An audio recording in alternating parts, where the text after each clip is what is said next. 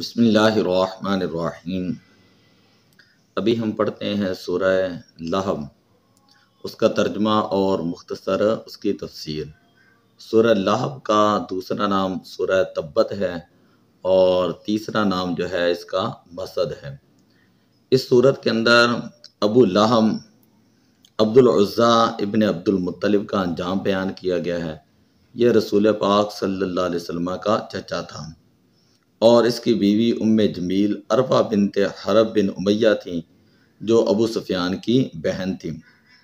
وہ بھی رسول پاک صلی اللہ علیہ وسلم کی سخت دشمن تھیں اور اکثر نبی اکرم صلی اللہ علیہ وسلم کو تکلیف پہنچایا کرتی تھیں اور اپنے شوہر کے ساتھ مل کر لوگوں کو اسلام سے روکتی تھیں۔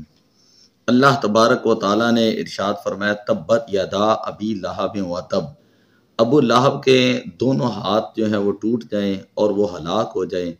ما اغنا عنہ مالہ وما قسم، کہ اس کے مال نے اور اس کی کمائی نے اس کو کوئی فائدہ نہیں پہنچایا۔ سیصلی نارا ذات لہب، وان قریب سخت شعلوں والی آگ میں جائے گا۔ وامرأتہ حمالۃ الحطب، اور اس کی بیوی بھی لکڑیوں کا گٹھا اٹھائے ہوئے۔ فی جیدہا حبل من مسد، اس کی گردن میں کھجور کی چھال کی بٹی ہوئی رسی ہوگی۔ نبی اکرم صلی اللہ علیہ وسلم نے جب اللہ تبارک و تعالیٰ کا حکم آیا وَأَنذِرْ عَشِيرَتَكَ الْأَقْرَبِينَ، کہ اپنے جو اقارب ہیں، عزیز و اقارب رشتہ دار ہیں، ان کو آپ ڈرائیں، تو نبی اکرم صلی اللہ علیہ وسلم صفا پہاڑی کے اوپر تشریف لے گئے اور آپ نے قریش کے قبیلوں کو بلایا۔ لوگ جمع ہوئے، جو نہیں آ سکتے تھے انہوں نے اپنا کوئی نائب بھیج دیا۔ جب حضور علیہ الصلوۃ والسلام کے سامنے لوگ جمع ہوئے تو حضور علیہ الصلوۃ والسلام نے فرمایا کہ اگر میں یہ کہوں کہ اس پہاڑی کے پیچھے سے ایک لشکر ہے جو تمہارے اوپر حملہ کرنا چاہتا ہے تو کیا تم میری یہ بات مان لو گے؟ تو وہ کہنے لگے کہ ہم ضرور جو ہے وہ آپ کی بات مانیں گے کیونکہ آپ مخبر صادق ہیں۔ تو نبی اکرم صلی اللہ علیہ وسلم نے پھر ارشاد فرمایا کہ میں تم کو ڈرا رہا ہوں، تمہارے آگے شدید عذاب آ پہنچا ہے۔ تب ابو لہب نے کہا کہ تم پر سارا دن ہلاکت ہو۔ یہ ابو لہب نے جب جملہ کہا تو اللہ تبارک و تعالیٰ نے پھر ارشاد فرمایا تبت یدا ابی لہب و تب، کہ ابو لہب جو ہے وہ اس کے دونوں ہاتھ ٹوٹ جائیں اور وہ ہلاک ہو جائیں۔ تبت کا لفظ جو قرآن پاک کے اندر بھی 2-3 جگہ پر موجود ہے۔ وما زادوہم غیر تتبیب، اور انہوں نے اپنا نقصان ہی زیادہ کیا۔ وما کید فرعون الا فی تباب، المومن سورت کے اندر ہے، فرعون کے ہر سازش نقصان میں رہی۔ تو تبت کا معنی ہوتا ہے کہ دائمی نقصان میں رہنا، دائمی نقصان جو ہے اس کو تبت جو ہے وہ کہا جاتا ہے۔ حافظ شہاب الدین احمد ابن علی ابن حجر اسقلانی آپ فرماتے ہیں کہ ابو لہب اس کی کنیت تھی اور اس کا نام تھا عبد العزیٰ بن عبد المطلب۔ اس کی والدہ کا نام تھا خزاعیہ۔ یہ رسول پاک صلی اللہ علیہ وسلم کا حقیقی چاچا تھا۔ ابو لہب کنیت کی وجہ یہ ہے کہ یا تو اس کا بیٹا لہب تھا یا اس کے رخسار جو وہ بہت ہی زیادہ سرخ تھے۔ اب اللہ تبارک و تعالیٰ نے ابو لہب کی کنیت کو بیان کیا ہے، اس کا نام جو عبد العزیٰ ہے اس کو بیان نہیں کیا۔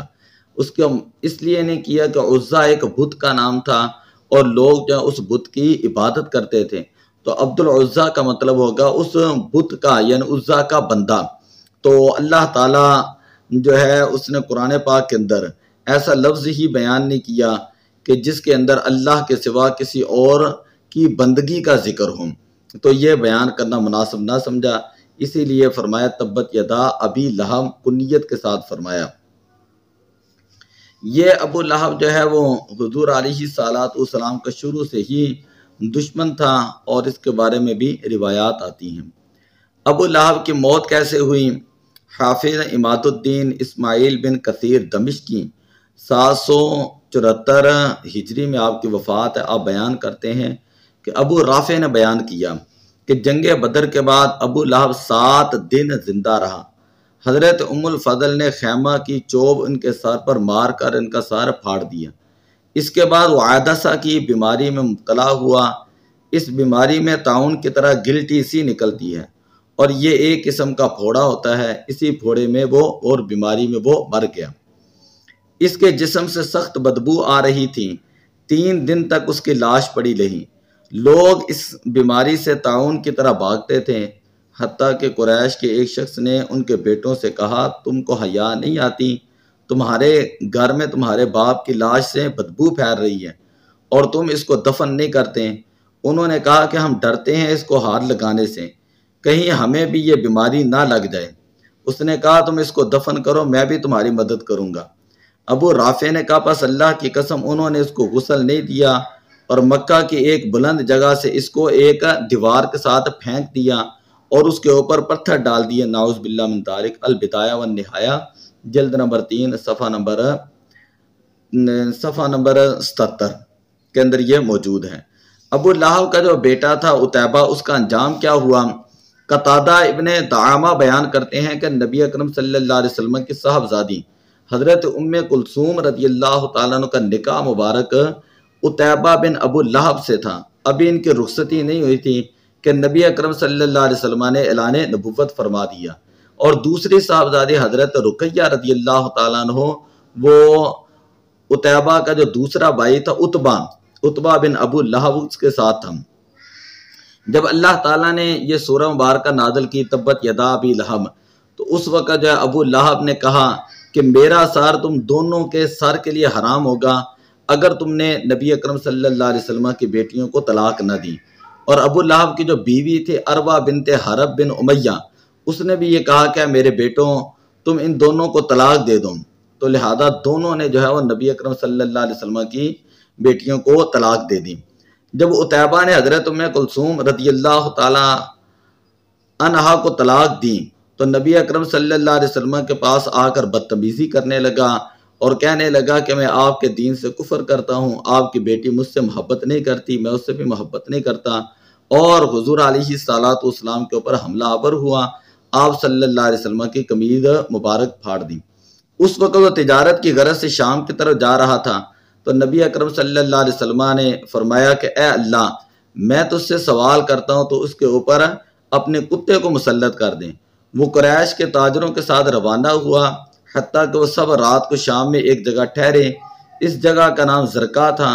اس رات ان کے پاس شیر آیا اور ان کے درمیان چکر لگاتا رہا۔ عتیبہ نے کہا ہائے میری ماں کا عذاب، اللہ کی قسم یہ مجھے پھاڑ کھائے گا، جیسا کہ نبی اکرم صلی اللہ علیہ وسلم نے دعا کی تھی۔ پھر لوگوں کے درمیان سے شیر اس کے پاس آیا اور اس کے سر کو پکڑ کر اسے جو ہے وہ مار ڈالا۔ ابو لہب کی جو بیوی تھی، جس طرح کہ میں نے آپ کو بتایا، اس کا نام تھا عروہ، تو وہ نبی اکرم صلی اللہ علیہ وسلم کے پاس آئی جس وقت یہ تبت یدا آیت کریمہ نازل ہوئی اور وامرأۃ حمالۃ الحطب کے الفاظ جو ہے وہ نازل ہوئے۔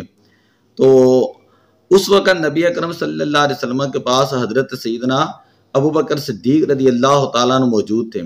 عرض کرتے ہیں یا رسول اللہ، یہ ابو لہب کی بیوی آ رہی ہے اور میں نہیں چاہتا کہ آپ کو مکروہ بات سنیں، اور یہ انتہائی بد زبان جو ہے یہ عورت ہے۔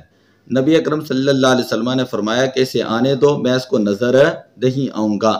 جس وقت وہ آئی اور آ کر اس نے کہا کہ اے ابو بکر، کہ تمہارے پیغمبر صلی اللہ علیہ وسلم نے ہماری حجب کی ہے۔ حضرت سیدنا ابو بکر صدیق رضی اللہ تعالیٰ عنہ نے کہا کہ اللہ کی قسم وہ نہ شعر بناتے ہیں اور نہ ہی شعر پڑھتے ہیں۔ اس نے کہا تم ان کی تصدیق کرتے ہو؟ جب وہ چلی گئی تو حضرت ابو بکر صدیق رضی اللہ تعالیٰ عنہ نے عرض کی یا رسول اللہ، اس نے تو آپ کو نہیں دیکھا۔ تو نبی اکرم صلی اللہ علیہ وسلم نے فرمایا کہ میرے اور اس کے درمیان ایک فرشتہ تھا جس نے مجھے جو ہے وہ اس سے چھپائے رکھا۔ حمالۃ الحطب کا مطلب کیا ہے؟ حمالہ کا معنی ہوتا ہے اٹھا کر لانے والی۔ حطب جو ہے یہ لکڑیوں کو کہا جاتا ہے۔ وہ اپنے بخل کی وجہ سے جنگل کے اندر جاتی اور لکڑیاں جو ہے وہ کانٹے والی لکڑیاں اٹھا کر لاتی تاکہ حضور علیہ الصلوۃ والسلام کے راستے میں ڈال دیں تاکہ وہ کانٹے جو ہے نبی اکرم صلی اللہ علیہ وسلم کے پاؤں مبارک کو چبھیں۔ تو اسی طرح حمالۃ الحطب کا معنی ایک یہ کہ چگلیاں کھانے والی، کہ وہ ادھر کی ادھر ادھر کی ادھر جو ہے وہ لگاتی تھی، اس وجہ سے اس کو حمالۃ الحطب کہا گیا۔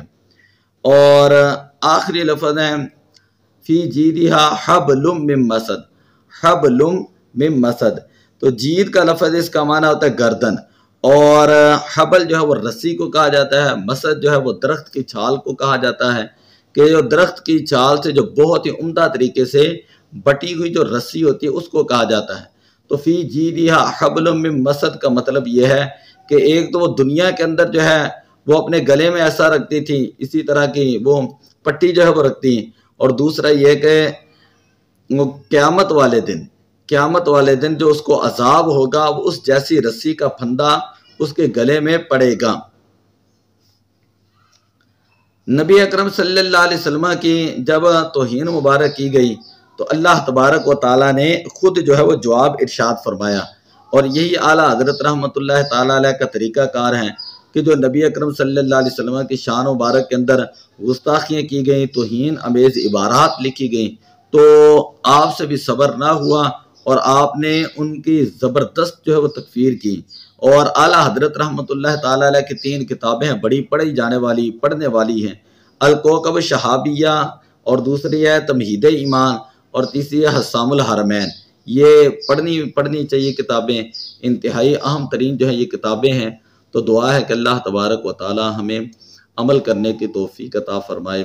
پچھلے صبح بھی یہی درس دیا اور ویڈیو اپلوڈ کی، اس کی آواز جو ہے اس کے اندر بالکل نہیں تھی، کسی ٹیکنیکل پرابلم کی وجہ سے، اس لیے دوبارہ جو ہے ہم یہ جو سبق اپلوڈ کر رہے ہیں۔ تو دعا ہے کہ اللہ تعالی ہمیں حضور علیہ الصلوۃ والسلام سے سچی اور پکی محبت، غلامی اور آپ کی اطاعت کی توفیق عطا فرمائے۔